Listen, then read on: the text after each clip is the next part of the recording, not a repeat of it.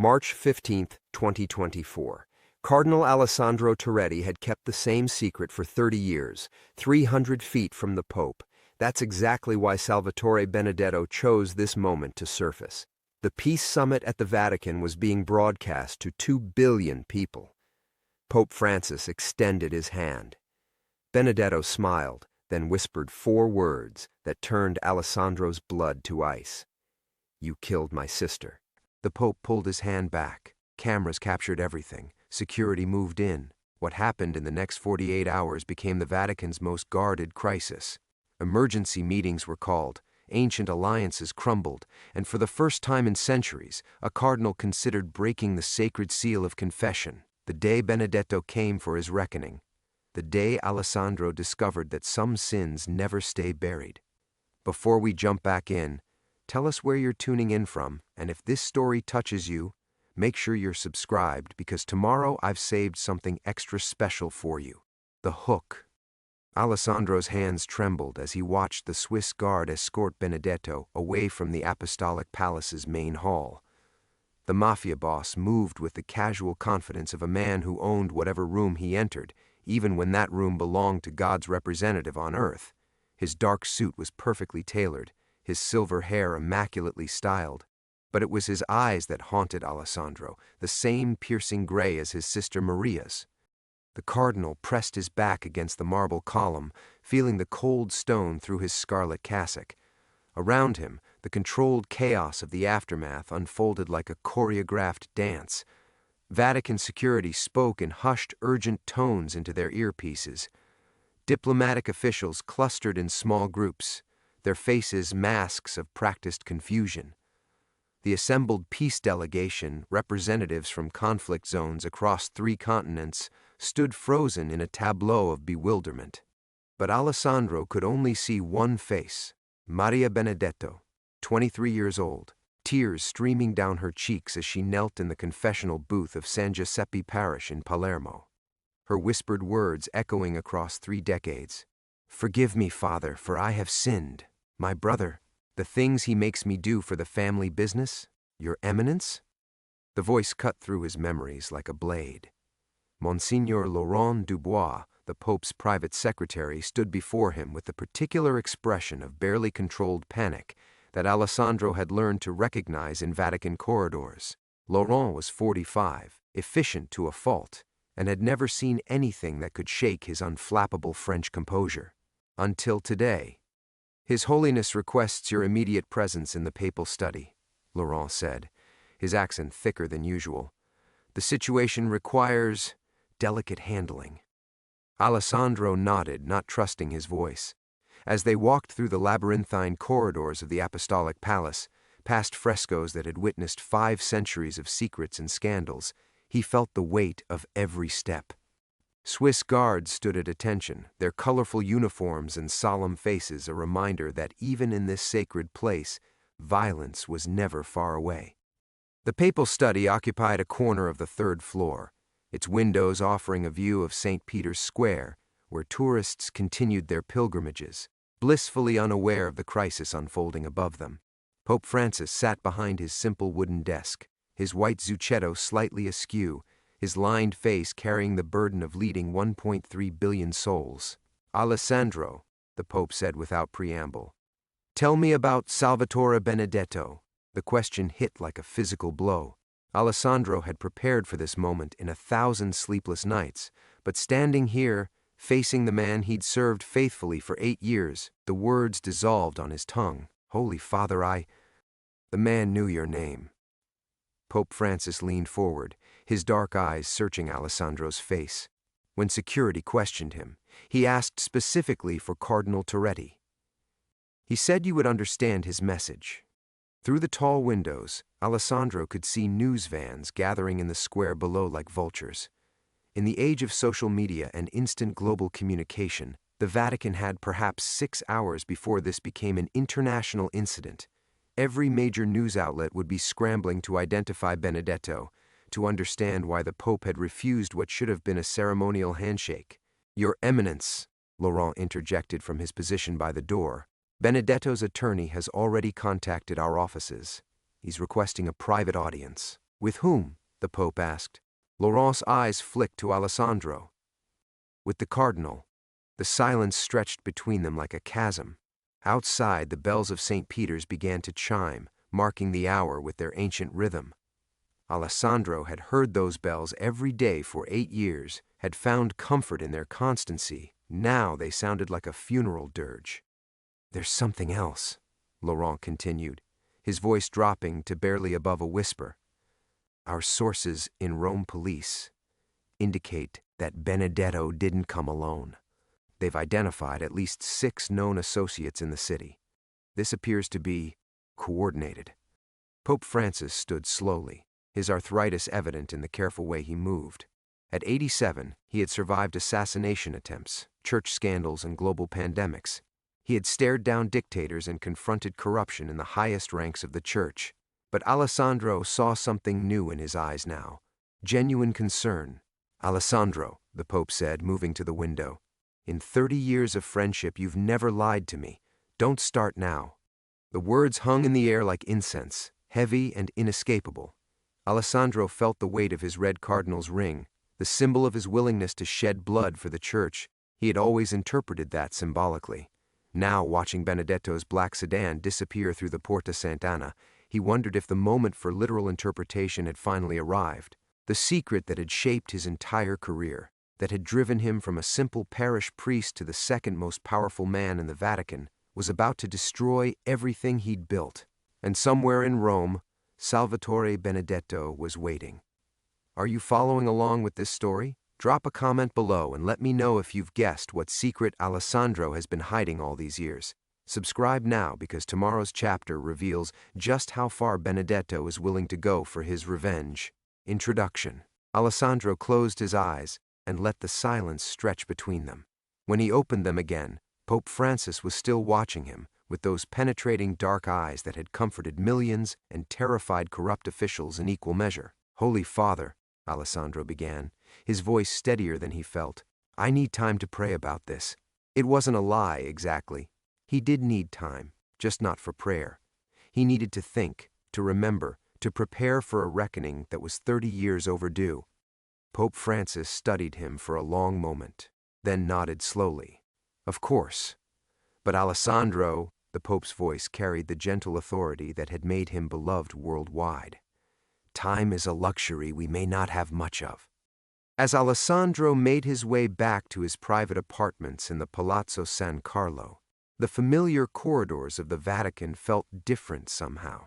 The Renaissance frescoes seemed to watch him with judging eyes, and every Swiss guard's polite nod felt like a final salute. These halls had been his sanctuary for 8 years, the culmination of a journey that began in the poverty of Naples and led him through seminary, through parishes in Sicily, through the labyrinthine politics of the Roman Curia. His apartment occupied the 3rd floor, a modest suite by Vatican standards but luxurious compared to the cramped rectory where he'd spent his early priesthood. The sitting room's tall windows faced east toward the city, and late afternoon sunlight painted everything in shades of gold and amber. His housekeeper, Signora Rossi, had left fresh flowers on the side table, white lilies that reminded him uncomfortably of funeral arrangements. Alessandro poured himself a small glass of wine from a bottle his nephew had sent from their family vineyard near Naples. The Torretti family had been making wine for 4 generations, humble farmers who saw the church as their path to respectability. His brother Giuseppe still worked the vines, his hands permanently stained with earth and grape juice, while Alessandro's hands bore only the weight of his cardinal's ring. He thought of Giuseppe's daughter, Elena, now 25 and working as a teacher in Naples. She wrote him letters every month, filled with stories of her students and questions about Vatican life that made him smile despite himself. Elena was the closest thing Alessandro had to a child of his own, and her innocent faith in his goodness was perhaps the burden he carried most heavily. What would she think when she learned the truth about her uncle? What would any of them think? The wine tasted of home, of Sunday dinners and family celebrations, of a simpler time when his biggest worry was whether his Latin homework was complete. Alessandro set the glass aside and moved to his desk, where a framed photograph showed him with Pope Francis at last year's Christmas Mass.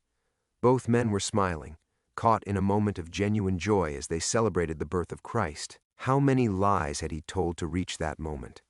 How many omissions, half-truths, and carefully constructed silences? His phone buzzed with a text message from an unknown number. "Cardinal, we should talk. The Hassler Hotel, room 507. Come alone. S.B." Alessandro stared at the screen until it went dark, his reflection ghost-like in the black glass. The Hassler was one of Rome's most exclusive hotels, perched atop the Spanish Steps like a crown jewel. It was exactly where someone like Salvatore Benedetto would stay, visible, respectable, hiding in plain sight among tourists and celebrities. Another buzz.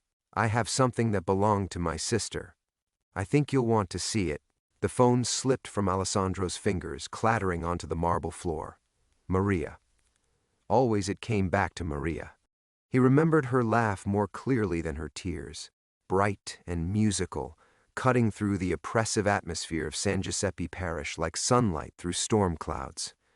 She had been beautiful in the way that Italian women often were, with dark eyes that held both mischief and sorrow, and black hair that she wore long despite her brother's conservative expectations.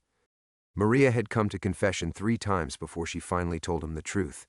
The first 2 times, she'd confessed minor sins, vanity, small lies to her mother, impure thoughts about a boy from the university, standard sins for a young woman trying to live a good life in a complicated world. The 3rd time, she'd wept. Alessandro rose from his chair and walked to the window. Below, Rome stretched out in all its eternal glory, a city that had seen emperors and popes, saints and sinners, all of them convinced that their secrets would die with them. But secrets never died. They just waited, like seeds in winter soil, for the right conditions to sprout. His reflection in the window glass showed a man who looked older than his 61 years. Silver hair carefully styled, the purple of his cardinal's cassock a stark reminder of his position. He had built this life deliberately, each promotion and appointment a step further from that young priest in Sicily who had made a choice that damned them both. Somewhere in the city below, Salvatore Benedetto was waiting with evidence of that choice, and tomorrow, Alessandro would have to decide whether to confess or fight, whether to protect the church or save his soul. The bells of St. Peter's chimed again, marking another hour closer to judgment. The 3rd chime had barely faded when Alessandro's phone rang, its sharp trill shattering the contemplative silence of his apartment. He stared at the device on the marble floor where it had fallen, watching the unknown number flash across the cracked screen. His hands remained frozen at his sides as the sound echoed off the frescoed walls. On the 5th ring, he bent to retrieve it. "Cardinal Torretti." His voice came out as barely a whisper. "Alessandro." The voice carried the unmistakable cadence of Sicily, vowels that lingered like smoke, consonants sharp as broken glass. 30 years had deepened Salvatore's voice, but Alessandro would have recognized it in his dreams. "You sound older. What do you want, Salvatore?" A low chuckle, still direct. "I always appreciated that about you, even when it killed my sister." The words hit like a physical blow. Alessandro gripped the edge of his desk, his knuckles white against the dark wood. Through his windows, Rome continued its eternal dance. Tourists photographing fountains, lovers walking hand in hand, children chasing pigeons in the piazzas. None of them knew that in a quiet apartment in the Vatican, a man's world was crumbling with each syllable. "She confessed to you," Salvatore continued, his voice taking on a tone that Alessandro remembered from their youth, dangerously calm. "3 times she went to your little church. 3 times she knelt in that box and poured out her soul to the young priest who promised her God's forgiveness. The seal of confession. Don't." The word cracked like a whip. "Don't hide behind your church law. Not with me. Not about this." Alessandro closed his eyes, and suddenly he was 28 again, standing in the cramped sacristy of San Giuseppe Parish after evening mass. The scent of incense still hung in the air, mixing with the smell of candle wax and old wood. Father Carmine Russo had been waiting for him, his mentor's face grave with concern. "The Benedetto girl has told you something," Carmine had said. It wasn't a question. "Father, I cannot—" "Alessandro." Carmine's voice had been gentle but firm. There are things larger than individual souls. The church must survive. The community must be protected. Sometimes a priest must choose between one life and many. You're remembering, Salvatore said now, as if he could see through the phone line into Alessandro's tortured thoughts. Good. I want you to remember everything when you see what I've brought you. I don't know what you think you have, but… Letters, Alessandro, in Maria's handwriting. Letters she never sent, hidden in a jewelry box that survived the fire that took our family home. Letters where she names the priest who convinced her to trust him, the priest who promised her sanctuary if she would only tell the truth about her brother's business. The phone nearly slipped from Alessandro's trembling fingers again. He had never known about letters. In 30 years of guilt and sleepless nights, he had convinced himself that Maria's confession died with her, that only 3 people knew the truth of what happened in that booth: Maria, himself, and God. He had been wrong. Told Carmine Russo everything she said, Salvatore continued relentlessly. Every detail about our operations, our contacts, our vulnerabilities. And Carmine, that pious old bastard, he passed it along to his friends in the Carabinieri. They used my sister's confession to plan the raid that went wrong, the raid that got her killed. Alessandro sank into his chair, the weight of 30 years crashing down on him. Through his window, the dome of St. Peter's dominated the skyline, that magnificent testament to faith and human ambition. He had spent decades convincing himself that what he'd done was for the greater good, that one young woman's life weighed against the safety of an entire community was a necessary sacrifice. Now, hearing Salvatore's voice, remembering Maria's tears, the justifications crumbled like ancient parchment. The beautiful part, Salvatore said, his voice now soft with malice, is that Carmine Russo is still alive, still pulling strings, still convinced that he can sacrifice anyone for his vision of the greater good. And now he's your mentor in the Vatican hierarchy, isn't he, Alessandro? The man who taught you that some secrets are worth killing for? The revelation hit Alessandro like lightning. Cardinal Carmine Russo, now 84 and serving as Camerlengo, had been his guide through every promotion, every appointment that brought him closer to power. The man who had shaped his understanding of duty and sacrifice. The man who had orchestrated Maria's death and Alessandro's rise in equal measure. Room 507, Salvatore said. 1 hour. Come alone, or I call the newspapers. Your choice, Cardinal. The line went dead, leaving Alessandro staring at his reflection in the dark phone screen. In the space of a single conversation, his carefully constructed world had shattered completely. There would be no going back to the comfortable certainties of yesterday, no return to the illusion that his sins were buried with the dead. Somewhere in the Hassler Hotel, Salvatore Benedetto waited with evidence that could destroy not just Alessandro, but the entire network of power that had built itself on Maria's grave. The bells of St. Peter's chimed again, but this time they sounded like a death knell. Early development. Alessandro stood motionless in his apartment for 20 minutes after the call ended, watching the shadows lengthen across the marble floor. The rational part of his mind, the part that had navigated Vatican politics for 30 years, whispered that he should call security, inform the Pope, let the institutional machinery of the Church handle this threat. Instead, he found himself changing into civilian clothes. The simple act of removing his cardinal's cassock felt like shedding his skin. Without the purple silk, without the weight of his pectoral cross, he was just Alessandro Torretti from Naples, a frightened man in a borrowed life. He pulled on dark trousers and a black coat, clothes that would let him disappear into Rome's crowded streets. His hands shook as he reached for his phone to call Cardinal Russo. The old man answered on the second ring, his voice as sharp as ever despite his 84 years. Alessandro, I was expecting your call. The words sent ice through Alessandro's veins. You know? I know that Benedetto has surfaced. I know he made contact. Russo's breathing was labored, the sound of a man whose body was failing but whose mind remained ruthlessly clear. What I need to know is whether you're going to be foolish enough to meet with him. Alessandro closed his eyes. Even now, 3 decades later, Carmine Russo could read him like scripture. He has evidence, letters.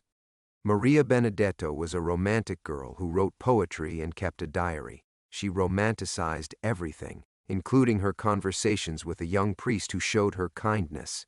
Russo's voice carried the patient tone he'd always used when explaining unpleasant realities. Whatever she wrote down was the fantasy of a troubled young woman, nothing more. And if it's not, if she documented everything? The silence stretched long enough that Alessandro wondered if the old man had hung up. When Russo finally spoke, his voice had dropped to a whisper that somehow carried more menace than any shout. Then you will remember why we made those choices in the first place. The Benedetto family was poisoning that community, Alessandro. Drugs flowing through that parish, children dying in the streets. Maria came to you because God gave you an opportunity to end it, by betraying the seal of confession. By serving the greater good. Russo's breathing grew more ragged. You were always too sentimental, my boy. That's why you needed guidance. That's why every decision since then has been filtered through this office. The revelation hit Alessandro like a physical blow. You've been controlling my career? All of it? Protecting it. Protecting you. Protecting the church from the consequences of necessary decisions. Russo coughed, a wet sound that spoke of failing lungs. Do you think your appointment as Secretary of State was coincidence? Do you think the Holy Father chose you from among hundreds of qualified cardinals because of your administrative skills? Alessandro sank into his chair as the scope of the manipulation became clear. Every promotion, every transfer, every opportunity that had lifted him from a small Sicilian parish to the heights of Vatican power. All of it orchestrated by the man who had taught him that some sins were worth committing. Where are you now?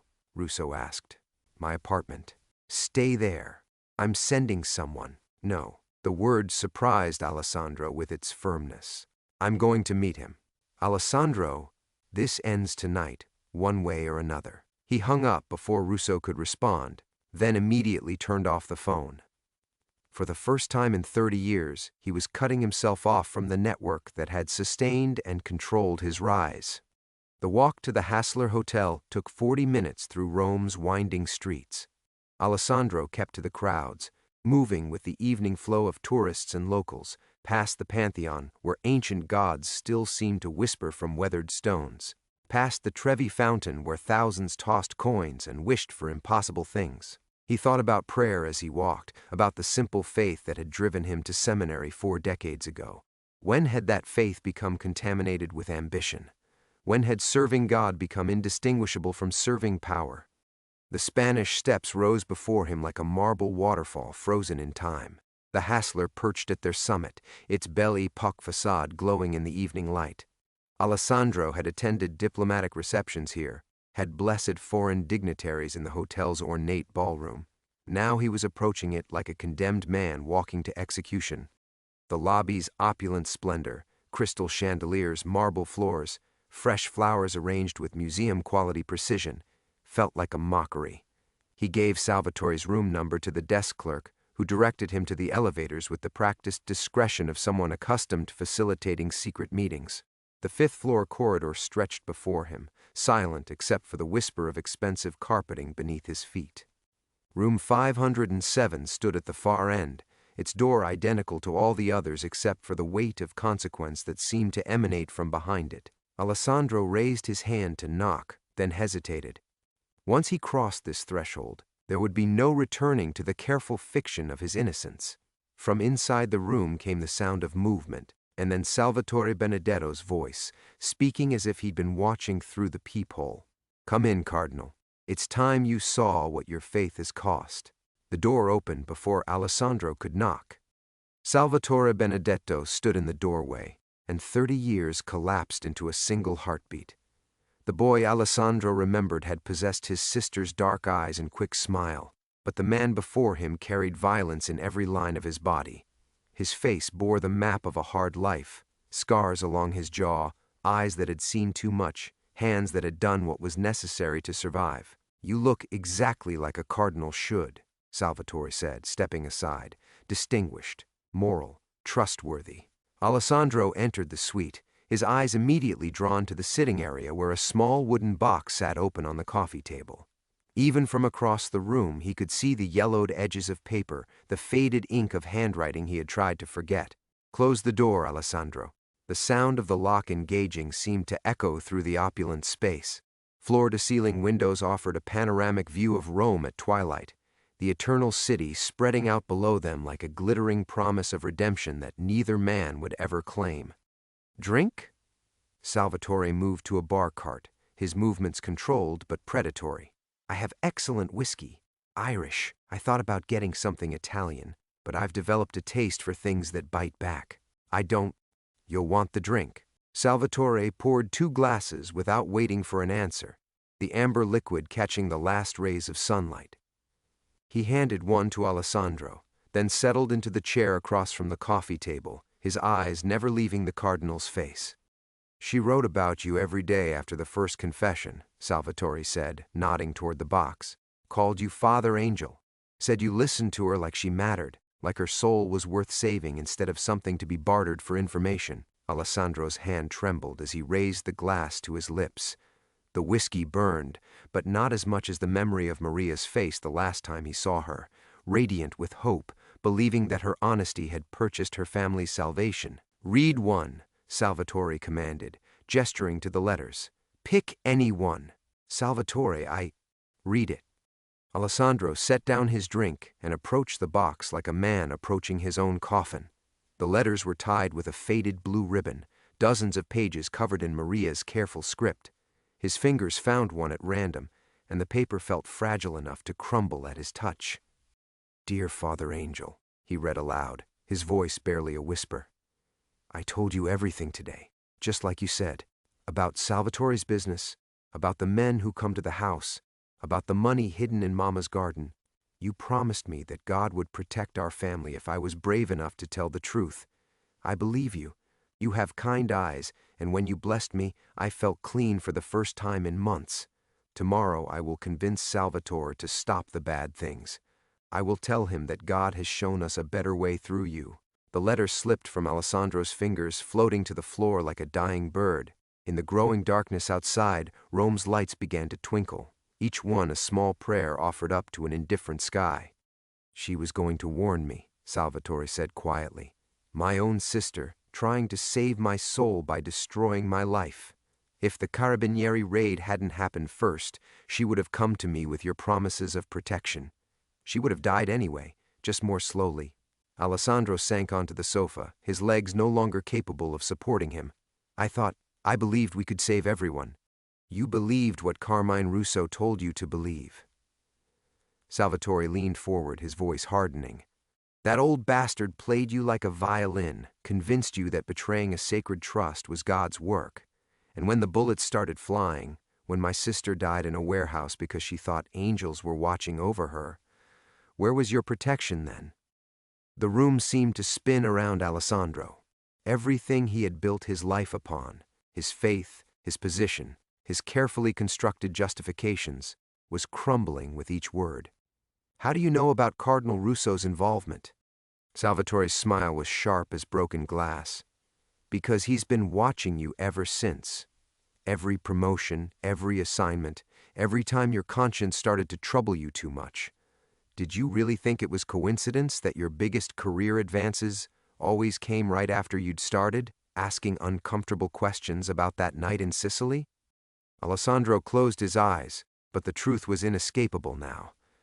30 years of manipulation, of being guided and controlled by the very man who had orchestrated Maria's death. What do you want from me? I want you to remember what faith actually cost, Salvatore said, gathering the letters back into their box. Because tomorrow, when I present these to the press, I want you to understand that every word of destruction is written in my sister's blood. And Cardinal Russo? He's going to learn that some sins eventually demand payment. The whiskey glass slipped from Alessandro's nerveless fingers, shattering against the marble floor like the last of his illusions. The sound of breaking glass seemed to reverberate through the suite for an eternity. Alessandro stared at the scattered shards, each fragment reflecting the room's lamplight like fallen stars, and suddenly he was seeing everything differently.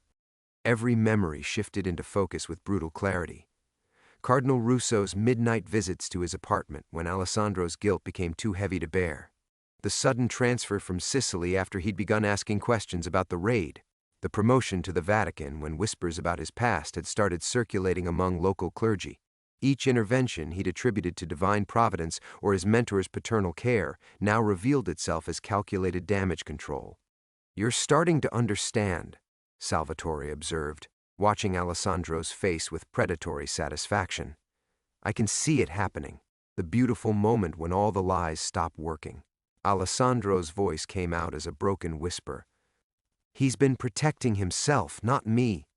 Finally, Salvatore leaned back in his chair, swirling his whiskey. "Carmine Russo needed you quiet and controlled because you were the only witness to his methods. Every time you rose in the church hierarchy, you became more valuable to him, and more dangerous if you ever decided to develop a conscience." The hotel room felt like it was closing in around them. Through the windows, Rome sparkled with deceptive beauty. The same city where popes had once sold indulgences and cardinals had poisoned their rivals. History repeating itself in endless variations of corruption and betrayal.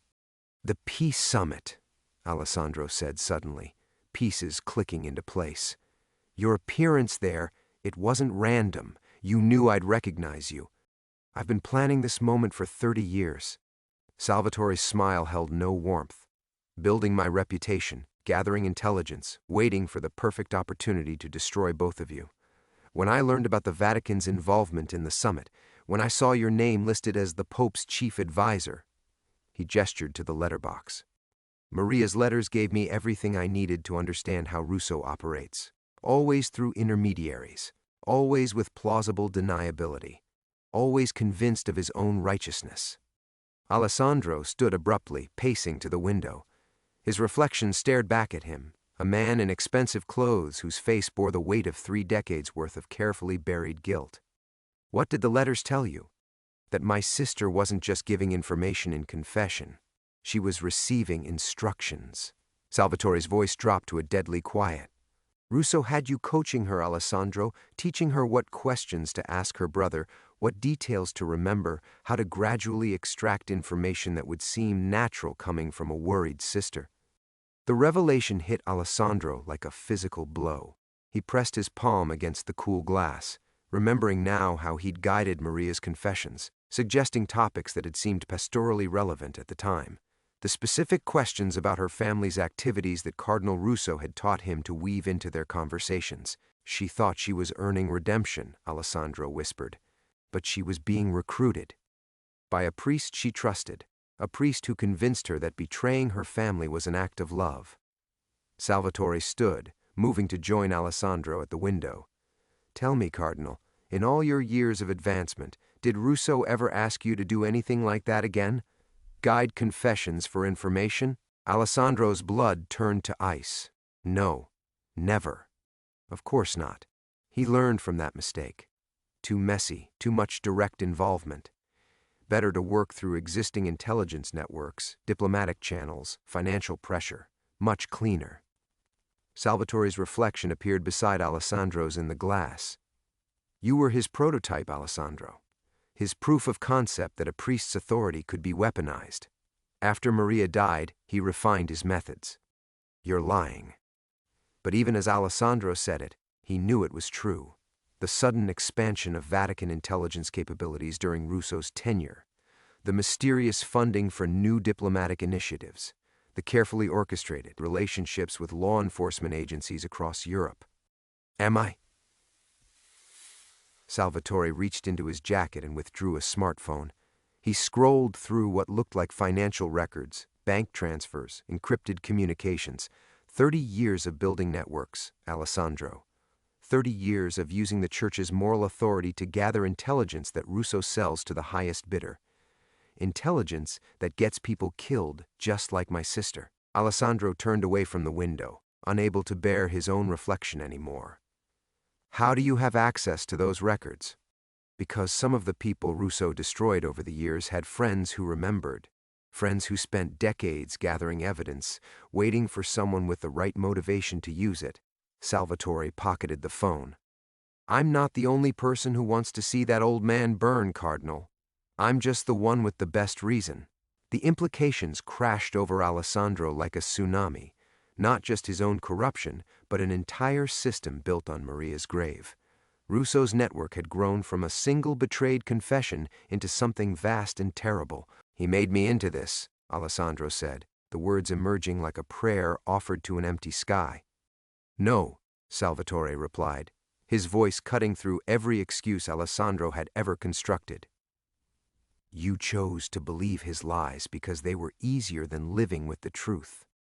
The accusation hung in the air like incense at a funeral mass. Alessandro felt something fundamental shift inside him, a tectonic movement of the soul that had been building for 30 years. The careful architecture of justification that had supported his rise through Vatican hierarchy was finally collapsing under its own weight. "You're right," he said, the words emerging with surprising clarity.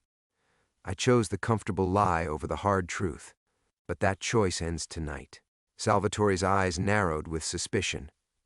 Pretty words from a man who's built his life on betrayal. Not pretty words.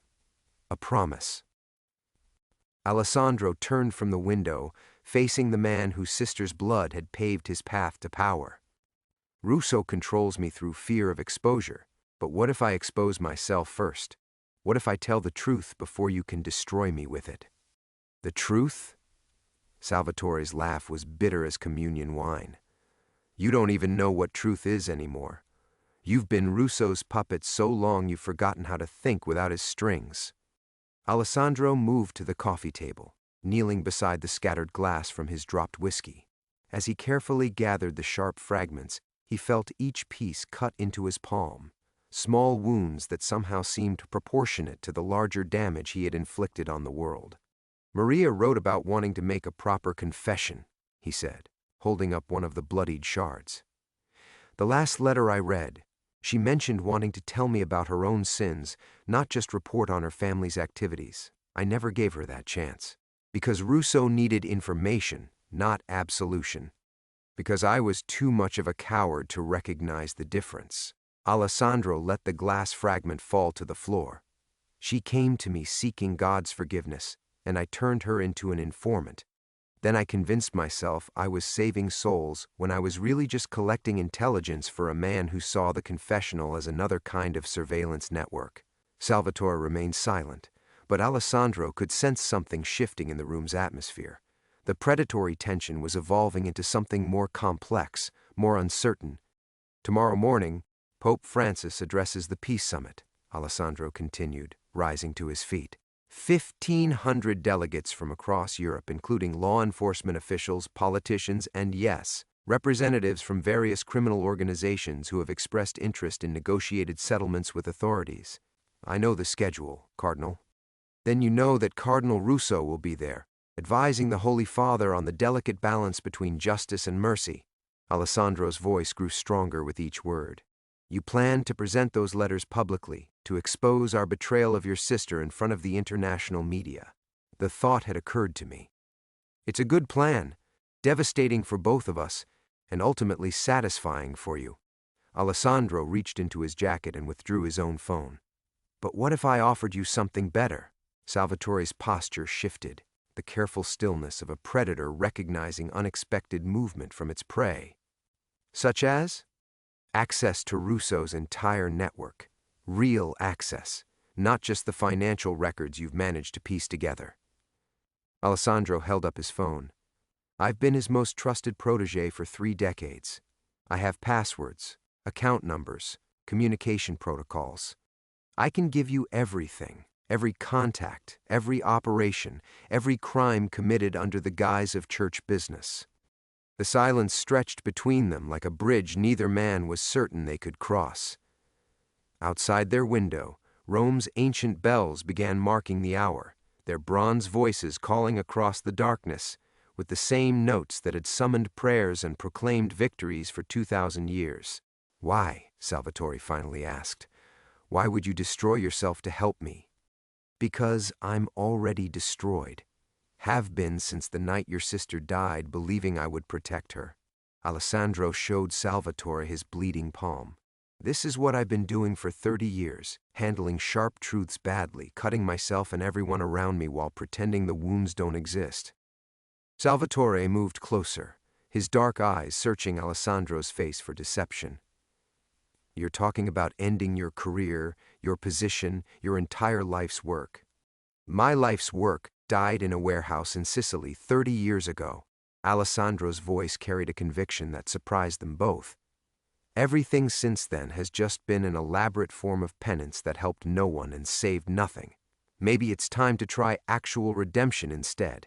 Russo will know you've betrayed him the moment anything starts happening to his network." "Yes, which means we'll have to move quickly." Alessandro pulled up his contacts list, hovering over Cardinal Russo's number. "He's expecting me to remain quietly terrified, manipulable. He's not prepared for someone who's finally ready to burn it all down." Salvatore studied him for a long moment, then slowly reached for his own phone.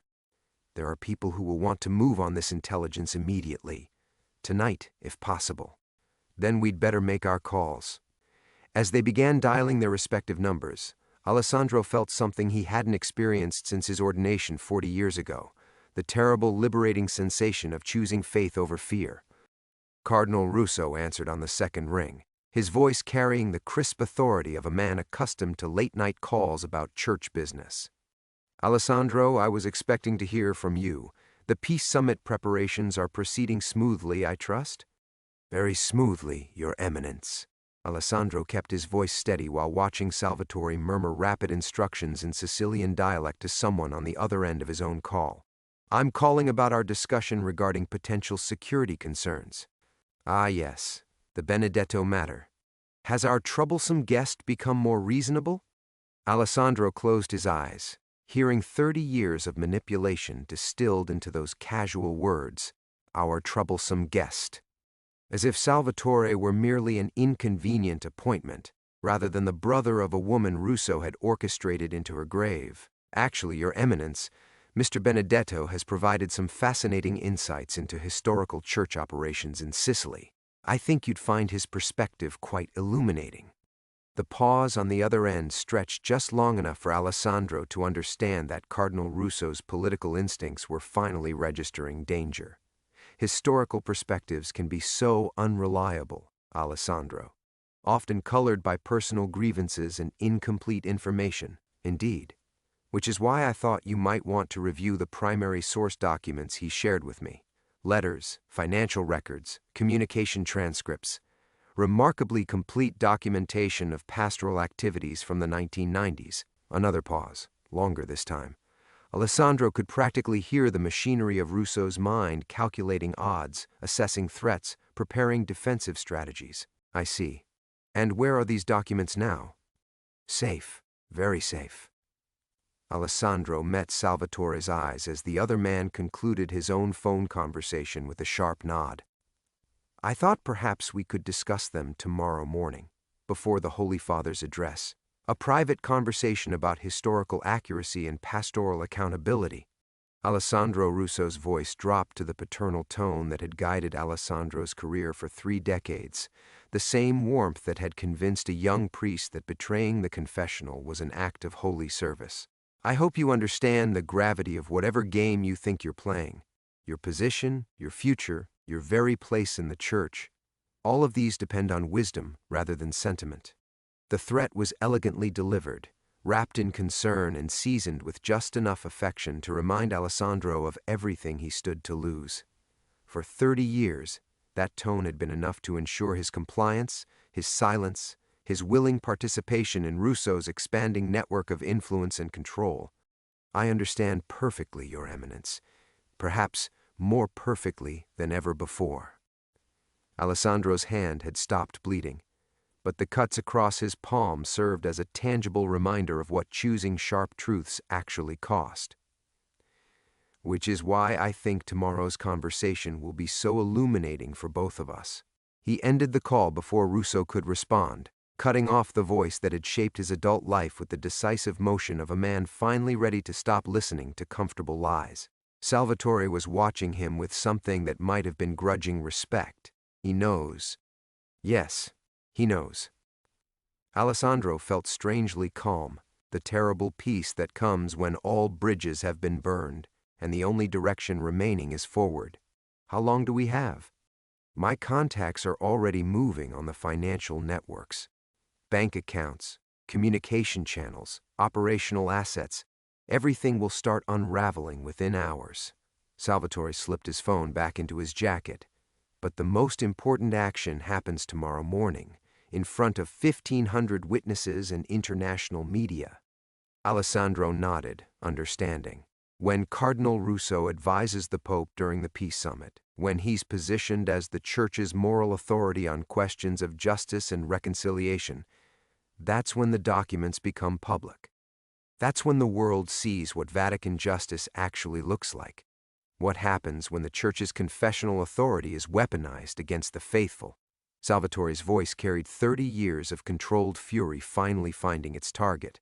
Your precious mentor will stand beside the Holy Father, speaking about mercy and redemption, while every news outlet in Europe broadcasts the evidence of what he really is. The magnitude of what they had set in motion settled over Alessandro like a shroud, not just his own career, but the entire structure that had elevated Cardinal Russo to power. The intelligence networks, the financial channels, the carefully cultivated relationships between the Vatican and law enforcement agencies across the continent. All of it built on Maria Benedetto's betrayed trust and maintained through Alessandro's terrified complicity. "He'll try to sacrifice me," Alessandro said quietly. "Claim I was a rogue operative, that he knew nothing about the specific methods used in Sicily." Salvatore's smile was sharp as altar wine. "Let him try. I have 30 years of evidence that says otherwise. Bank transfers with his authorization codes, communication records with his encrypted signatures, operational documents bearing his personal seal." He gestured toward the box of Maria's letters. "Your sister's confession wasn't an isolated incident, Cardinal. It was the beginning of something much larger and more terrible." Thunder rumbled across Rome's 7 hills, and through the hotel windows, Alessandro could see lightning illuminating the dome of St. Peter's Basilica. Tomorrow, in that same building, the careful architecture of lies would finally collapse under the weight of long-delayed truth. The storm broke over Rome with biblical fury, sheets of rain hammering the ancient cobblestones while lightning transformed St. Peter's dome into a beacon against the roiling sky. Alessandro stood at the hotel window, watching the tempest rage across the eternal city, and felt an unexpected calm settle over him like absolution. By morning, 30 years of carefully constructed lies would lie in ruins. His career, his position, his entire identity within the church hierarchy, all of it would be swept away by the same truth he had spent 3 decades running from. Yet for the first time since his ordination, he felt genuinely at peace. Behind him, Salvatore was methodically packing Maria's letters back into their worn wooden box, handling each page with the reverence of a man gathering relics. The careful precision of his movements spoke to years of patient preparation, decades of waiting for this moment when justice could finally be served. "She would have been 58 next month," Salvatore said quietly, not looking up from his task. Maria always loved thunderstorms, used to say they were God's way of washing the world clean. Alessandro turned from the window, studying the face of the man who had become both his nemesis and, strangely, his salvation. "What will you do afterward, when this is finished?" "I haven't thought that far ahead. For 30 years, bringing down the people who killed my sister has been my only purpose." Salvatore sealed the box with deliberate care. "Perhaps I'll learn how to live with something other than rage." The honesty in those words cut deeper than any accusation. Alessandro recognized the hollow echo of a life shaped entirely by pursuit of a single goal, the spiritual emptiness that comes from defining oneself through opposition rather than purpose. He had lived that same existence, climbing the church hierarchy not from love of service, but from desperate need to justify Maria's death, to convince himself that his betrayal had served some greater good. "I should have protected her," Alessandro said, the words emerging without conscious decision. "When she came to me seeking forgiveness, I should have given her sanctuary, not turned her into an intelligence asset." "Yes, you should have." Salvatore's response carried no malice, only the stark weight of acknowledged truth. "But you were young, ambitious, and completely under Russo's influence. He chose you carefully, a priest hungry enough for advancement to compromise his vows, but still idealistic enough to believe his own justifications. Outside, the storm was beginning to subside, the thunder moving east toward the Mediterranean, while rain continued to drum against the windows in a gentler rhythm. Alessandro found himself thinking of Sicily, of the parish where his adult life had truly begun, where an old priest had taught him that the confessional was sacred precisely because it offered unconditional sanctuary to broken souls seeking redemption. Cardinal Russo will claim he was trying to infiltrate criminal organizations to save lives, Alessandro said. He'll present himself as a misunderstood hero who made difficult choices in service of the greater good. Perhaps, but the evidence suggests something rather different. Salvatore stood, cradling the box of letters against his chest, a pattern of exploitation that began with my sister and expanded into a sophisticated network of intelligence gathering, money laundering, and political manipulation, all hidden behind the church's moral authority. Alessandro nodded, remembering fragments of conversations over the years, hints of operations and relationships that he had trained himself not to examine too closely, the willful blindness of a man who feared what clarity might cost him. There will be investigations, trials. Everything we've done will be dissected by prosecutors and journalists. He met Salvatore's dark eyes. Are you prepared for that level of scrutiny? Having every detail of your own life examined, questioned, potentially criminalized? I've been preparing for exactly that for 30 years.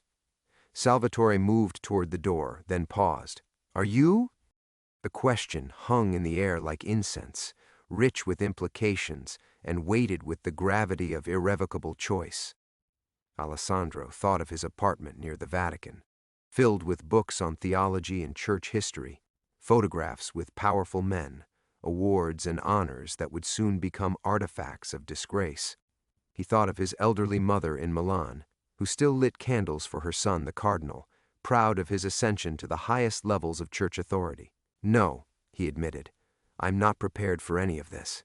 But I'm finally ready to face it. Salvatore studied him for a long moment, then extended his hand. After 30 years of separation, guilt, and mutual destruction, the gesture seemed impossibly simple. Alessandro grasped it firmly, feeling the calluses of a working man's palm against his own soft fingers. For just an instant, he imagined he could sense Maria's presence in the room, not as the frightened young woman he had failed, but as the agent of grace that had finally brought truth into the light. When morning came, the storm would be over, and the real reckoning would begin.